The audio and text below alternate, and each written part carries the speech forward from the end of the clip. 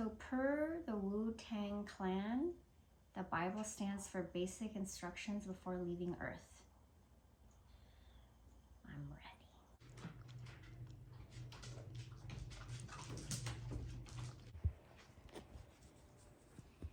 Okay, go back to eating. Oh, he's back. He's back.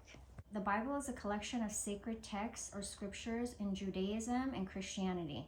I didn't know that. It's divided into the Old Testament and the New Testament. The Old Testament contains texts that are sacred in Judaism and focus on the covenant relationship between God and the Israelites. It includes books like Genesis, Exodus, Psalms, Isaiah, etc. And I circled, I made notes because I was on the honor roll in high school, the dean's list in college. And then the New Testament contains writings that center on the life, teachings, death, and resurrection of Jesus Christ. It includes the 4 Gospels, the Acts of Apostles, epistles, and Book of Revelation.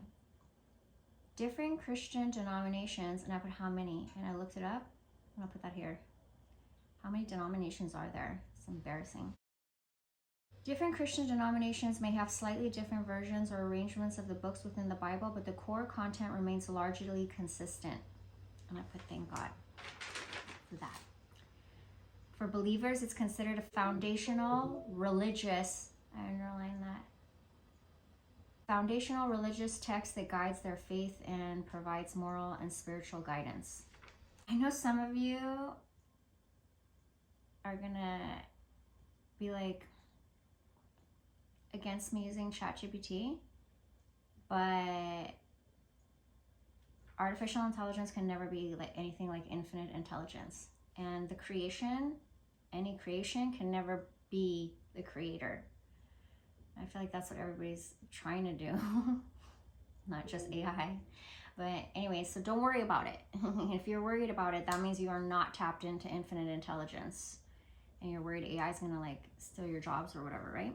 So then I asked ChatGPT, what is the difference between Judaism and Christianity? I had a few notes I took, like how disrespectful it was that Judaism, Jews believe that Christ didn't fulfill his mission, that the Messiah still hasn't come.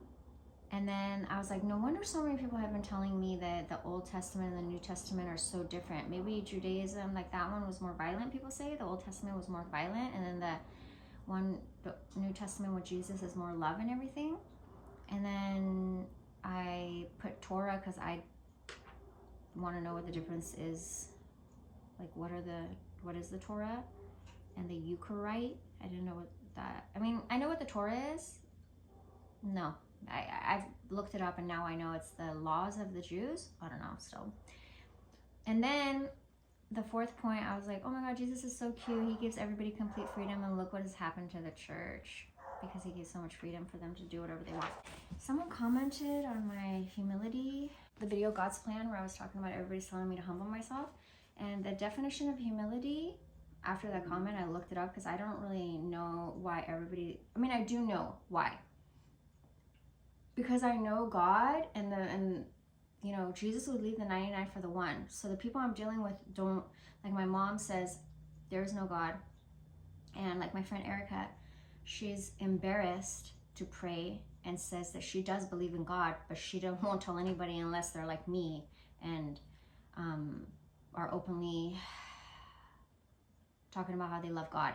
So it's understandable that those people would tell me to humble myself because I'm saying how much God has shown me, and I can't tell you because God has shown me. There's so much God has shown me. It's not like I've been keeping track or whatever, you know what I mean? And that's why they tell me to humble myself.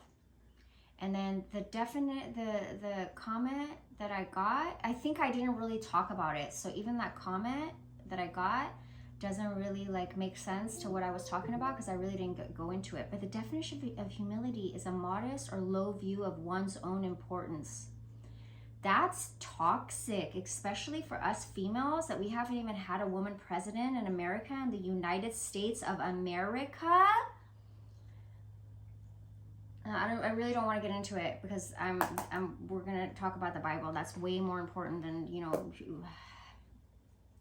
what anyone's opinion is. Everybody has an opinion. It's like a belly button and a butthole. Everybody has one. So anyone can have an opinion of whether I'm humble or not, or if I should humble myself or not, or whether I think, whatever I think about humility or whatever, doesn't matter. It's all opinions. It's like cheap. So let's get back to the Bible. Everything I read, I had questions, and I had to ask ChatGPT more questions. And then every time I got the answer, I had more questions. So yeah, I had no idea that like Jesus was a Jew. I don't know what's going on here, but we're gonna learn together. I just know that, you know, off the first paragraph, I got a headache because I realized I really don't know anything, and I'm taking this seriously. I need to make a video showing you guys why I finally decided to take the Bible seriously. So many scientists have come out and said prophecies have come true, that there is truth in the Bible. Now, whether you have the ability to discern and decipher and figure out what is true or not depends on your connection to source, right? So I just never, you know, it's so crazy because like once you are in love with God and then you only allow people who God sends around you, you realize that there's a different level, like people will get jealous of your the favor on your life, of how highly favored and blessed you are. My prayers are so powerful. I'm just learning to pray for them.